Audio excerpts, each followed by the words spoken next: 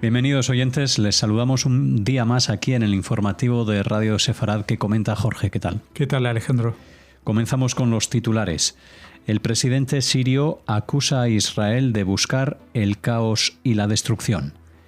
Los drusos resaltan sus vínculos con quienes están al otro lado de la frontera mientras esperan que Israel abra las puertas. Un ataque israelí habría impactado en la única iglesia católica de Gaza.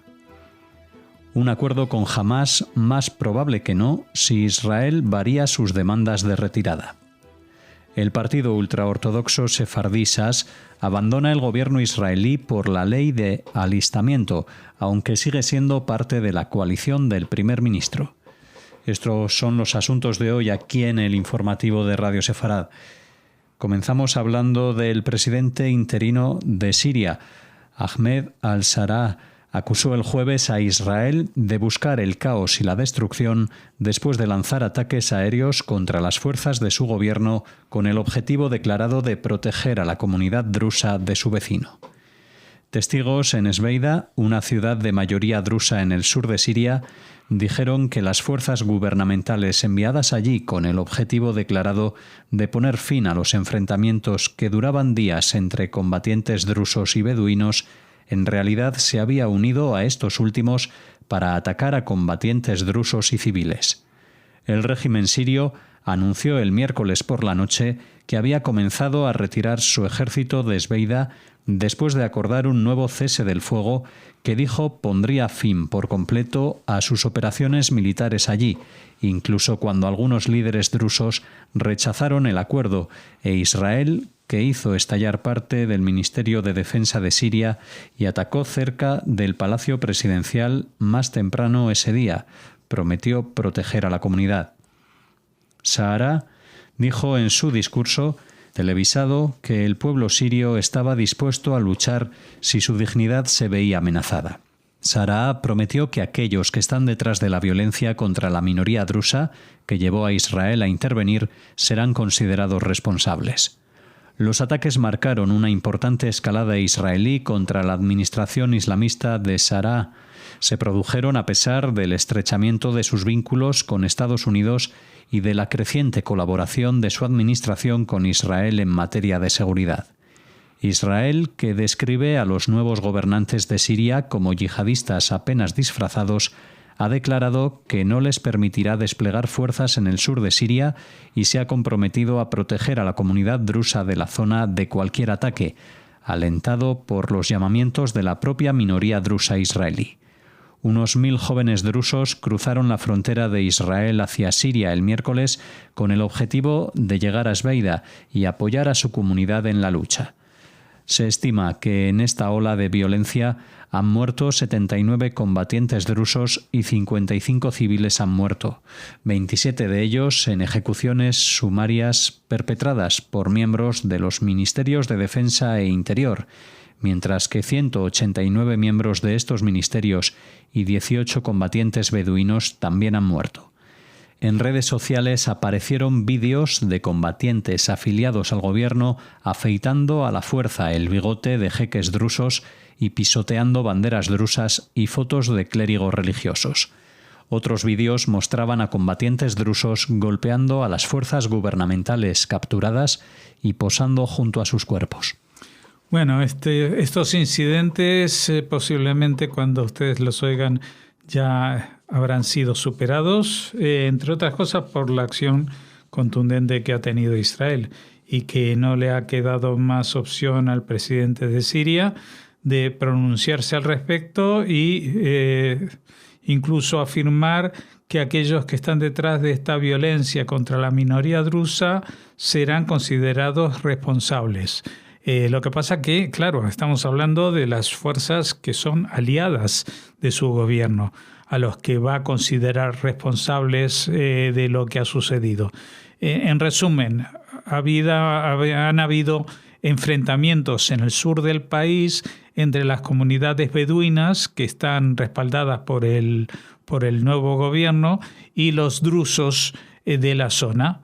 Y para calmar los ánimos, supuestamente, el gobierno central mandó al ejército, este nuevo ejército de ex yihadistas, pero cuando llegaron, en vez de separar, lo que hicieron fue sumarse a uno de los bandos, al bando de los beduinos, y empezaron a acribillar a los drusos de la zona. Y es ahí cuando actuó Israel, e incluso de forma contundente, más allá de esta pequeña localidad en el sur del país donde se estaban dando estas batallas, sino bombardeando en pleno Damasco, en el propio ministerio de defensa en Damasco, en Siria, como una advertencia de que no es la primera vez que Israel actúa en defensa de la minoría drusa, una minoría que son árabes, pero que tienen una religión algo distinta del Islam y que pues habitan en distintas proporciones en zonas como Turquía, Siria y el norte de Israel. Y en Israel se distinguen porque han participado desde el nacimiento del país en el ejército, es decir, que son árabes que combaten al lado de los judíos dentro del ejército israelí, defendiendo su propio país, aunque dentro de ese país, dentro de Israel, son una minoría que ocupan la zona más al norte de Israel, en esta frontera con Siria. Del otro lado de la frontera hay también una minoría drusa, pero que tiene mayor presencia en Siria, y es la que está siendo amenazada y es la que Israel se ha comprometido a proteger. Y no solamente en este mismo sentido que hemos dado esta noticia ahora, y de cuyas consecuencias se ha pronunciado y protestado en Naciones Unidas el embajador de Israel, diciendo qué pasa cuando masacran a los drusos. Nadie dice nada porque son amigos de Israel, aunque sean árabes. Entonces, bueno, esta situación está complicando un poco también las esperanzas que algunos tenían, especialmente el presidente Trump, de que Siria se sumara a los acuerdos de Abraham, etcétera, etcétera. Israel ya desde el primer momento dijo de que no se fiaba del todo de un régimen que estuviera dirigido por yihadistas que antes pertenecían a Al-Qaeda o a Daesh, y que, bueno, ahora se disfrazan de hombres civilizados. Lo digo por el representante de ellos, Al-Shara, que cuando viaja se pone el traje y la corbata, aunque en su vida normal y de cara a su propia gente, pues su atuendo y su discurso es muy diferente. Salim Safadi, pariente de uno de los 12 niños de Magdal Shams muertos en un ataque con cohetes de Hezbollah hace un año, está entre los muchos drusos reunidos en la valla fronteriza de Israel con Siria, con la esperanza de que las autoridades abran una puerta y permitan la entrada de los sirios y la reunión de las familias. Las fuerzas de defensa de Israel afirman que no están permitiendo que los drusos sirios entren a Israel, pero reconocen que algunos pueden haber entrado sin permiso. Un hombre y su hijo que cruzaron a Siria esta semana y regresaron a Israel al día siguiente dicen que no lo hicieron para luchar, sino para ayudar a presionar a Israel y a Estados Unidos para que tomen medidas contra el nuevo líder de Siria, Ahmed al-Shara. Bueno, este es un ejemplo, ¿no?, de lo que está pasando con los drusos israelíes. Se están acercando a la frontera porque quieren, en algunos casos, proteger y ayudar a los familiares, porque en realidad estamos hablando de clanes que están en territorio sirio, y como es una frontera que antes era una frontera bélica, digamos, cuando estaba el régimen de los al-Assad, ahora es una frontera bastante más porosa y menos vigilada por el régimen, justamente porque Israel está tratando de proteger a esa minoría drusa a la que aludíamos también en la noticia anterior, y que se ubican en el sur de Siria y en la frontera con Israel, y que están en peligro y amenazados por algunos miembros o sectores, mejor dicho, del nuevo gobierno de Siria, que puede ser que hayan cambiado de vestimenta, pero no de procederes, siendo la venganza una de las armas más utilizadas en estos tiempos. También lo han sido contra los representantes más destacados de la minoría alauita, que era la que gobernaba el país con Hafez al-Assad y con las minorías pro-iraníes que estaban al mando del país y que también han sido amenazadas y en algunos casos incluso sometidas a operaciones de limpieza étnica dentro del propio territorio de Siria y de la propia capital en Damasco. La única iglesia católica de Gaza, la Iglesia de la Sagrada Familia en la ciudad de Gaza, fue atacada por Israel. 4 personas resultaron gravemente heridas y otras 4 levemente heridas. Los médicos del hospital Al-Ali dicen que 2 mujeres murieron, aunque no se puede verificar el número de víctimas. Las imágenes muestran que a una parte del techo de la iglesia le falta un trozo, así como daños en las ventanas. El sacerdote de la iglesia, el padre Gabriel Romanelli, resultó levemente herido en la pierna. La primera ministra italiana, Giorgia Meloni, dijo: «Los ataques contra la población civil que Israel lleva meses llevando a cabo son inaceptables. Ninguna acción militar puede justificar tal comportamiento». Las fuerzas de defensa de Israel están investigando las acusaciones. Sí, no está nada claro qué es lo que ha pasado. Ya hemos dado esta noticia en los días precedentes. Se supone que había un misil que ha fallado en su objetivo, pero Israel todavía, a pesar de que ha pedido disculpas por un posible error militar de estos que siempre se cometen en tiempos de guerra, pues también quiere seguir investigando qué es lo que ha pasado para que ese misil haya impactado justamente en este sitio, en el cual, según todos los indicios, pues no estaban reunidos elementos enemigos o militantes de Hamas, etcétera, etcétera. Un alto funcionario israelí indicó el miércoles que un acuerdo de rehenes entre Israel y Hamas es más probable que no, mientras que 2 fuentes involucradas en los esfuerzos de mediación dijeron que se ha abierto una ventana para alcanzar un acuerdo en cuestión de días después de que Jerusalén acordara reducir significativamente su presencia de fuerza en Gaza durante la tregua de 60 días que se está discutiendo. Hay, por tanto, cierto optimismo ante la posibilidad de una tregua en Gaza que permitiría el regreso de aproximadamente la mitad de los rehenes israelíes. El presidente estadounidense Donald Trump tenía previsto recibir y cenar el miércoles con el primer ministro de Qatar, donde se llevan a cabo las negociaciones en un esfuerzo por avanzar hacia un acuerdo. Horas antes de la cena, Trump declaró en un evento en la Casa Blanca: «Tenemos buenas noticias sobre Gaza», sin dar más detalles. El enviado especial de Estados Unidos para Oriente Medio, Steve Witkoff, quien también estuvo presente en el evento, informó a la prensa que las conversaciones en Doha avanzaban satisfactoriamente. Mientras tanto, otras fuentes involucradas en los esfuerzos de mediación dijeron que Jerusalén había acordado renunciar a sus demandas más maximalistas respecto del alcance de su retirada parcial de Gaza durante la tregua, tras una presión significativa de Witkoff. Según estas informaciones, los nuevos mapas presentados por Israel ya no contemplan la permanencia de las fuerzas de defensa de Israel en el llamado Corredor Moraj, que divide las ciudades de Rafah y Han Yunis, en el sur de Gaza.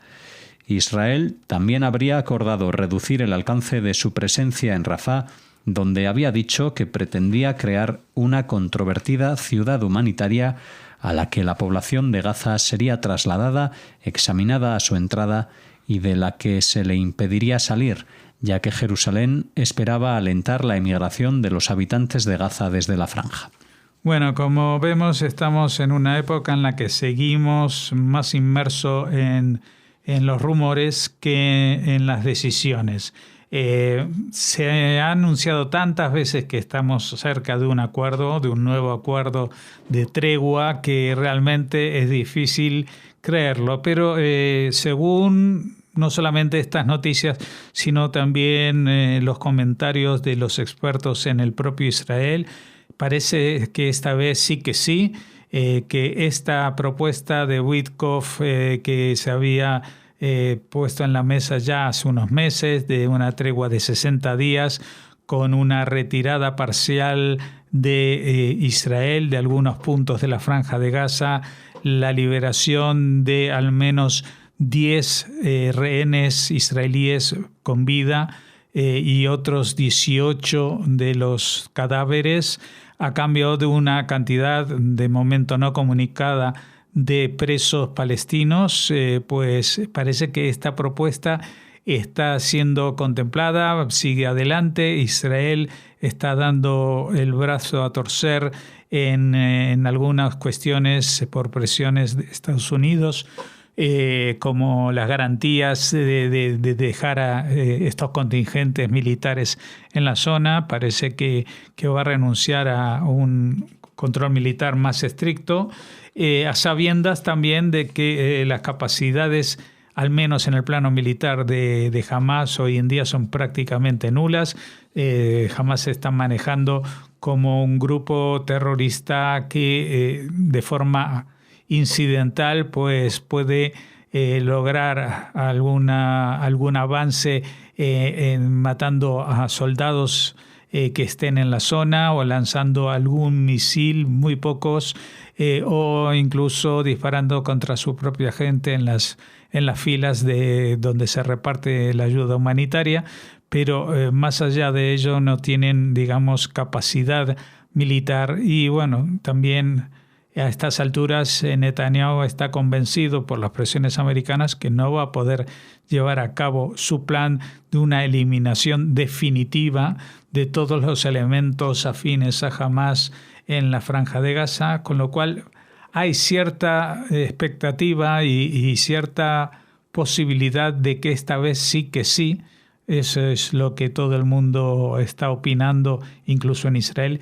Esta vez puede que sí salga adelante una tregua limitada, como decimos, de 60 días, pero en la cual por lo menos se frenen los últimos ataques que Israel realiza sobre la Franja de Gaza. El partido Shas anunció el miércoles que todos sus ministros renunciarán al gobierno debido a la actual disputa sobre el alistamiento de ultraortodoxos, aunque seguirá siendo parte de la coalición del primer ministro Benjamín Netanyahu. El anuncio se produjo tras una reunión del Consejo de Sabios de la Torá del partido.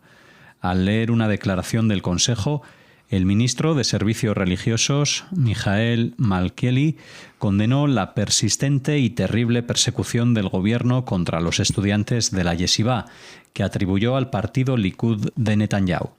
Los partidos ultraortodoxos Shas y Judaísmo Unido de la Torá han exigido una legislación que garantice que los hombres ultraortodoxos estén en gran medida exentos del servicio militar obligatorio de Israel.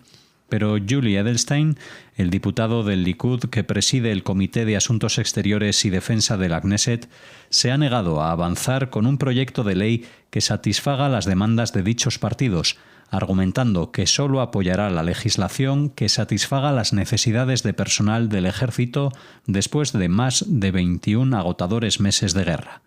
En respuesta, a principios de esta semana, Judaísmo Unido de la Torá abandonó la coalición, dejándola con una escasa mayoría de 61 legisladores en la Knesset de un total de 120. Shas, en cambio, no se une a la oposición. Sin embargo, sus miembros renunciarán a todos sus cargos en el gobierno, incluyendo los ministros de Salud, Interior, Trabajo, Bienestar Social y Servicios Religiosos, así como el viceministro de Agricultura.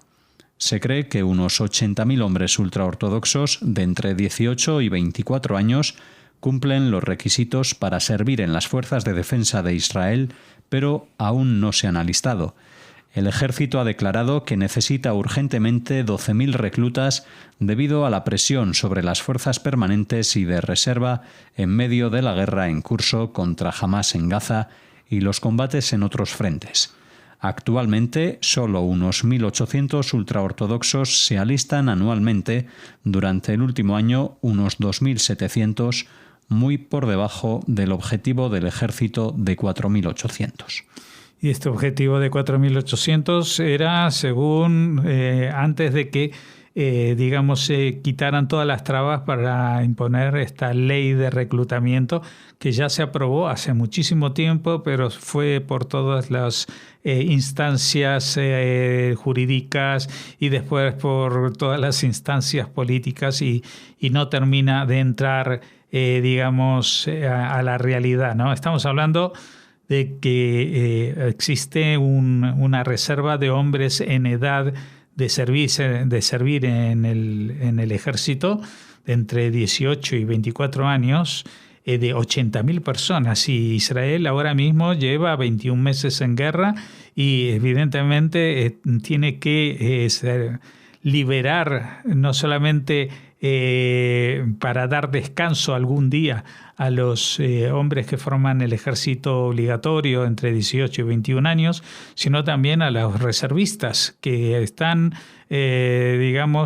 obligados a servir, pero que esto les impide desarrollar su vida normal, sus negocios, sus estudios, etcétera, etcétera, cosa que hasta ahora no han estado obligados a hacer los ultrarreligiosos por esta presión a través de partidos políticos.